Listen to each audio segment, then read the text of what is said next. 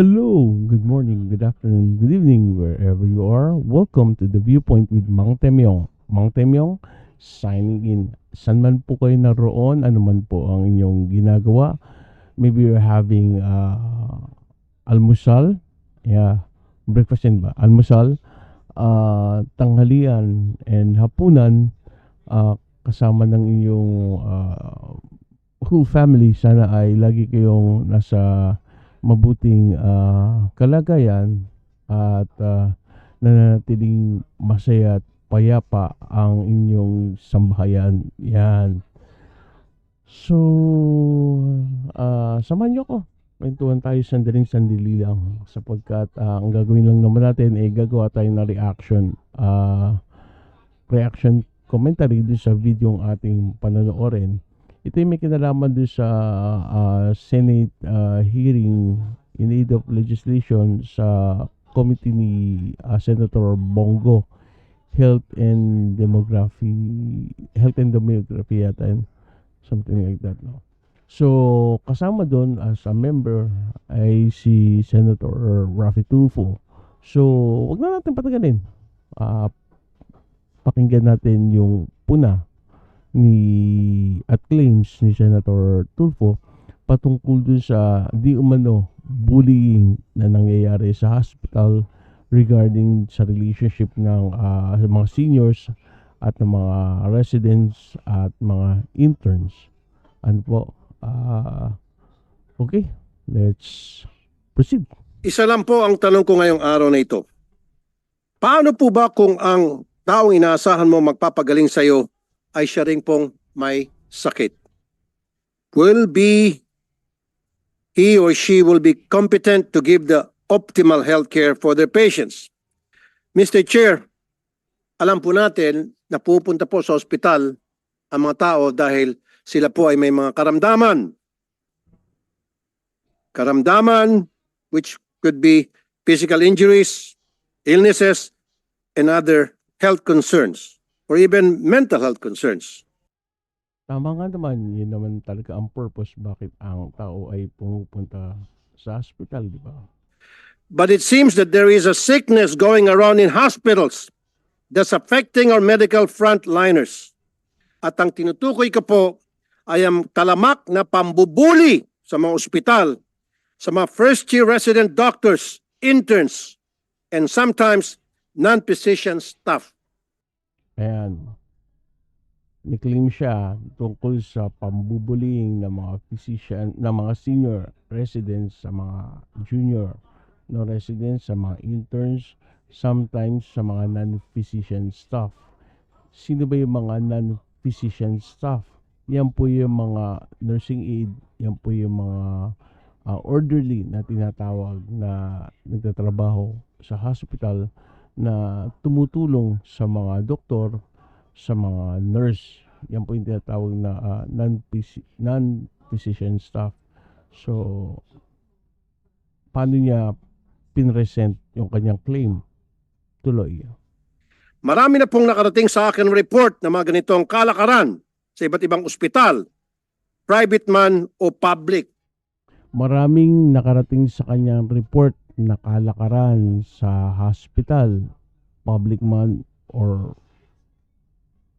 private.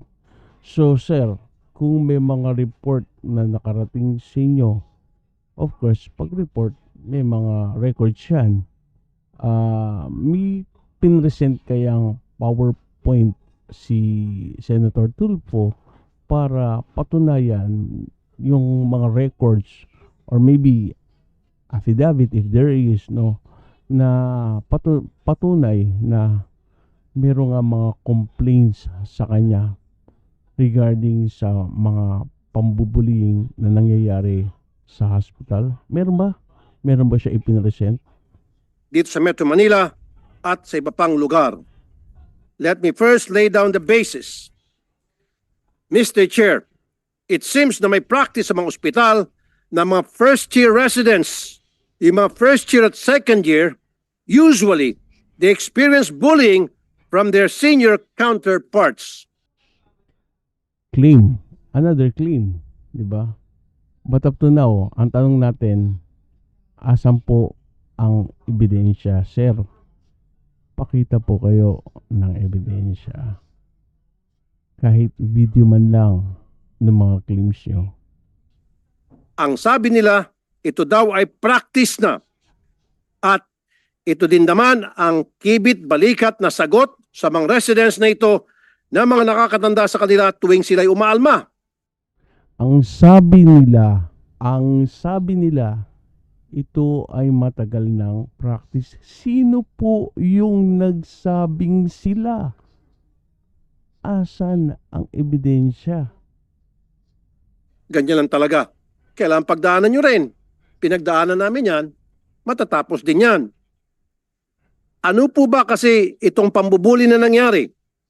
Ang mas senior ay inaabuso ang mas junior sa kanila. Ang mas senior inaabuso ang mas junior sa kanila. Having said that, kung totoo yan, mga doktor yan, senator, lisensyado yung mga yan. Kung sakaling may ganung mga pangyayari, sa palagay nyo hindi aalma yung mga yan? Sa palagay nyo hindi magrereklamo yung mga yan? Sa palagay nyo magkikibit balikat na lang yan?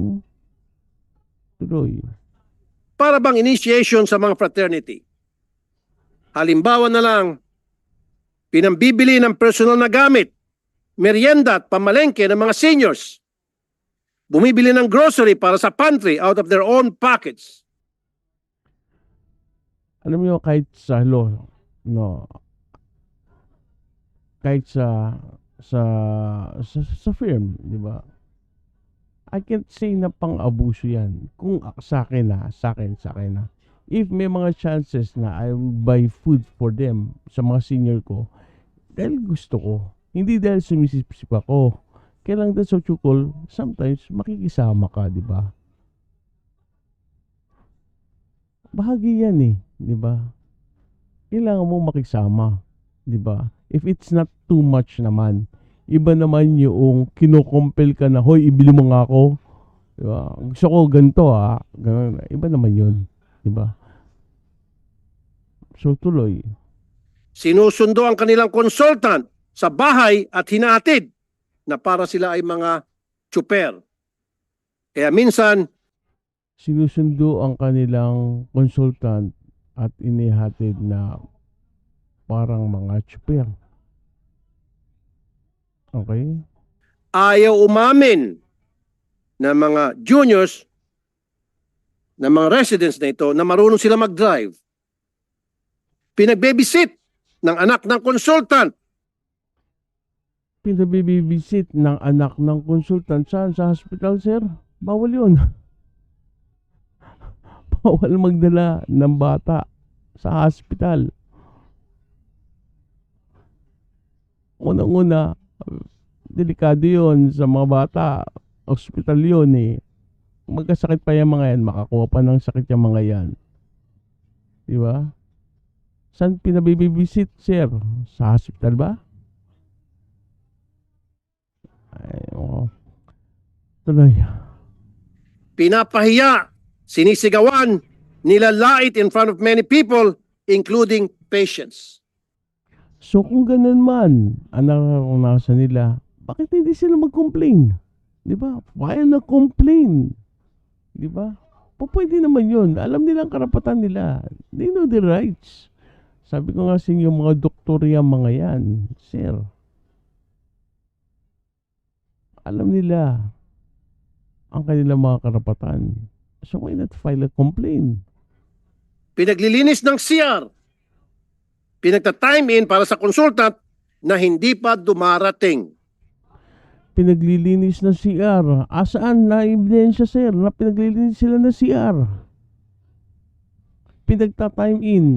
Paano sila magta-time in para sa kanilang consultant? Biometrics ang ginagamit. I know ID yung may bar. May bar yun, di ba? Yung tatap mong ganon. Plus, yung biometrics mo. Paano nilang gagawin yun? Uso pa ba yung yung DTR? Wala na yata ang DTR ngayon. Di ba? Usually sa mga private hospitals and known hospitals, they use biometrics. Hindi na sila yata nagdi-DTR. So, paano mong ita-time in ang mga consultant mo? Pareho ba kayo ng biometrics? Pareho ba kayo ng ano? What do you call it? Sa Tambien, di ba? Oo. Oo, ano na? Oo nga. So, tuloy. Pinaglilinis pa ng kondo ng consultant. Thumb mark. Yeah, thumb mark. Biometrics using the thumb mark. Pinaglilinis ng kondo ng kanilang mga consultant. And I also remember, Mr. Chair, sa UST noon, may intern na na-rape ng senior resident matapos udyukan na sumama sa inuman. Okay. Doon tayo sa pinaglilinis, pinagdadrive, etc. As far as I'm concerned, may hours na dapat spent ang mga residency sa loob ng hospital. Kasi binibilang yan. Bilang yan. And day 2, kailangan nilang mag-biometrics para patunayan na sila ay, of course, nasa hospital na, nakapasok na ano. So, ewan ko si Rafi. At ang mga eras na ito are done both during work hours instead of doing actual work for the hospital, and during personal hours when the junior resident is supposed to take the rest. Mr. Chair, this toxic practice might have stemmed from a tradition where the senior residents or consultants intended to teach discipline, hard work, and grit to the neophyte doctors. Okay, may na-skip tayo. Yung tungkol dun sa na-rape, no? Na pinagsamantalahan ng kanyang senior. Actually, hindi lang naman sa medical profession nangyari yan. Diba? Nababalitaan natin sa mga news, even nababasa natin sa mga radyo. Diba? Yung mga nagtitake advantage sa kanilang mga juniors or sometimes sa school, di ba, yung teacher sa estudyante, di ba, nangyayari yan, may mga ganyan nangyayari, and the best thing to do is file a case, di ba, file a case, and yun kasi ang tamang gawin, di ba, para maipaglaban nila yung kanilang karapatan. Unfortunately, this tradition has gone out of hand and has gone beyond medical training. The duties being assigned are no longer medical related, going beyond the bounds of labor law, and are violations already of the code of ethics of medical practitioners, and frankly, it is no longer healthy. Ibang level na po ito. The toxic environment can no longer be ignored. Mr. Chair, I'm deeply concerned because apparently, dalawa na po na aking malabalitaan na residents na nag-commit po ng suicide sa isang public hospital, sikat na public hospital sa Quezon City. At isa pong resident sa isang public hospital sa Manila. Bali, 3 na po ang nagpakamatay dahil stress, dahil palaging pinapahiya, dahil sila po ay depressed na. It's Dahil stress, dahil laging pinapaya. 3, 2 sa Quezon City, 1 sa Manila. You know, I try to look dun sa sinabi ni RT, no. Of course, syempre, kapag kami nadinig tayo, hindi naman pwede basta tanggapin na lang natin dahil kinwento niya. Of course, we have to figure out, di ba? Find evidence kung totoo nga yung mga claims niya. Sinikap kong hanapin, wala akong nakita, di ba? Kung kayo may nakita or may nabasang ganon, please share yung link sa akin and paki-post nyo sa comment section para mabasa rin natin kung totoo yung kiniklaim. Kasi mas maganda kasi kapag ganyan ang pinag-uusapan, Senator Rafi, since alam ko naman na concern ka, di ba?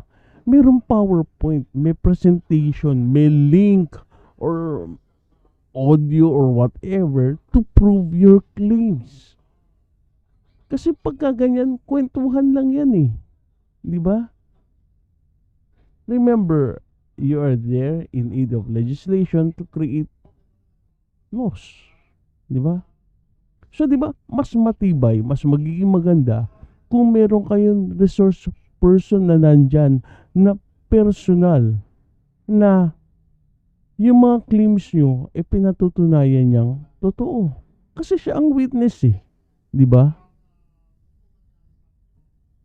Masasabi niya sa harap ng committee kung ano yung mga naranasan niya. At the same time, may time kayo bilang member ng committee ng health and even si Chairman Bongo na matanong rin yung mga witness, yung mga resources para na sa ganun sa kanilang pagtatanong makapag-create sila ng mga batas na makakapag-protekta dun sa mga residents, sa mga internship, di ba? Laban sa quote and unquote na tinatawag nyo na bullying kung meron man. Kasi ang nangyayari, kayo lang ang nagsasalita. Di ba? Puro claims. Walang evidence. So, pwede ba kayong mag-create ng law sa pamamagitan ng claims lang? Sa pamamagitan ng kwento lang? Pwede kaya yun? If sana, hindi ko natatapusin to kasi it's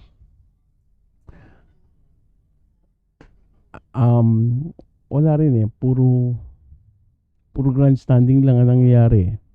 So, it's best, Senator, na pag meron po, I know your desire to help.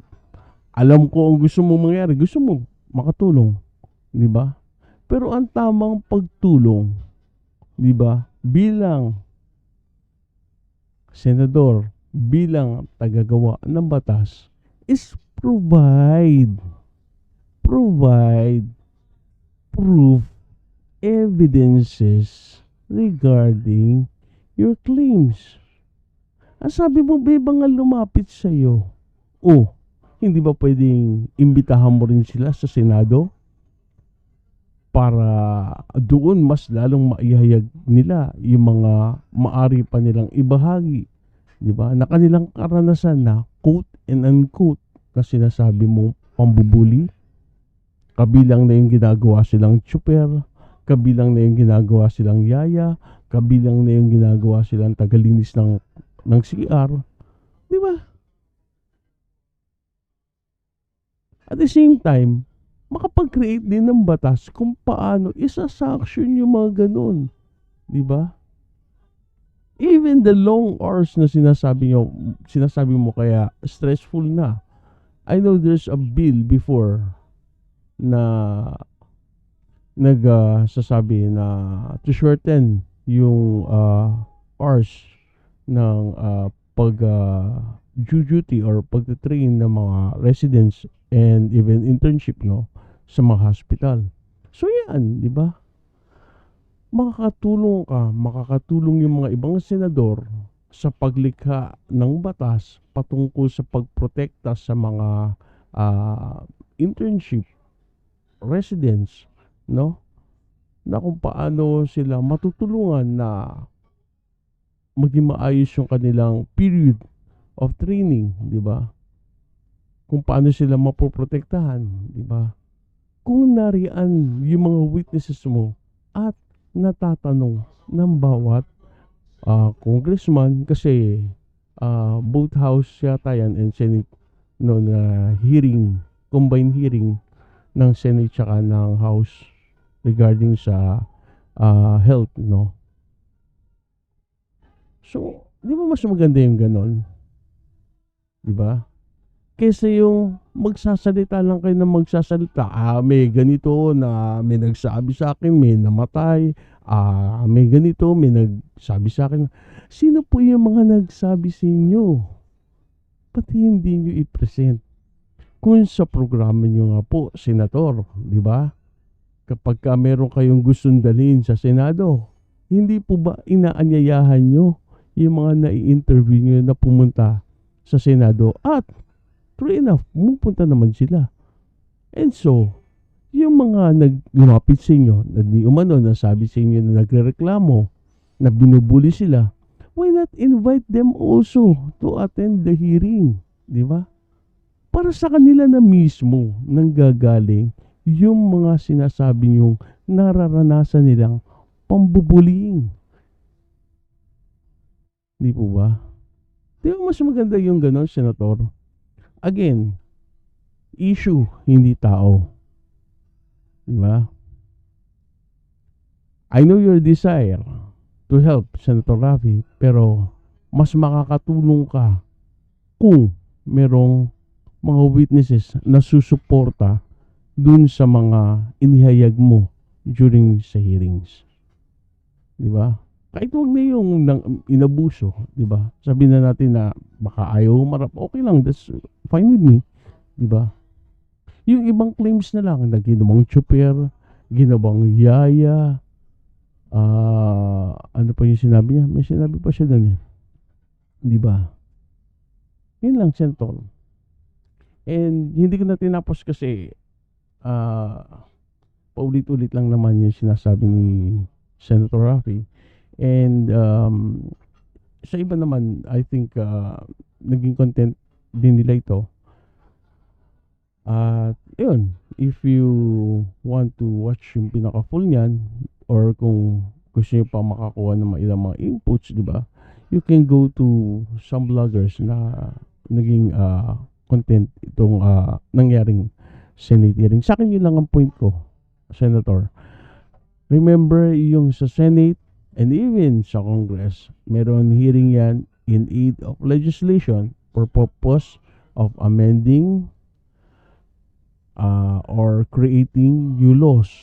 It will be best na makapag-create tayo na mas matindi, mas matibay na law protecting our frontliners kung nandyan po at may mga witnesses na maglalahad ng kanilang personal experiences, not just by claiming without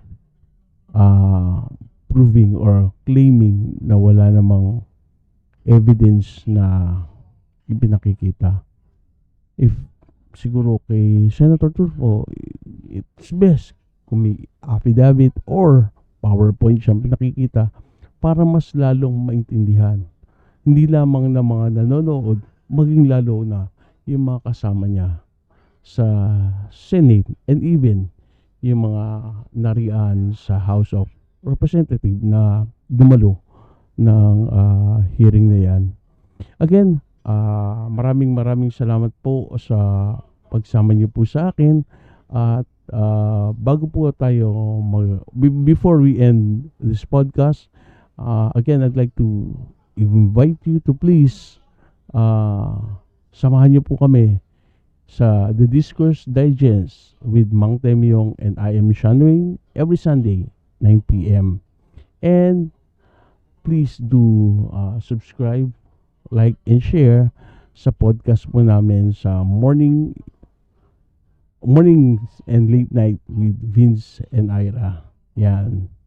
Sama ko po dyan na aking pinakamamahal na misis. Yan. So, thank you very much for sa pagsama niyo sa akin sa maikling oras. Salamat sa mga kasama ko sa Discord.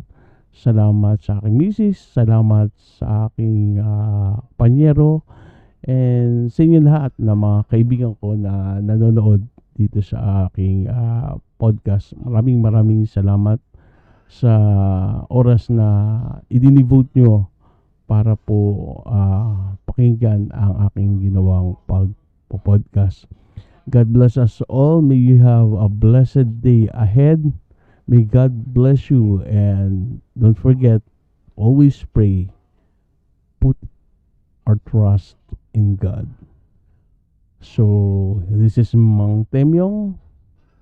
I'm out of here. Bye.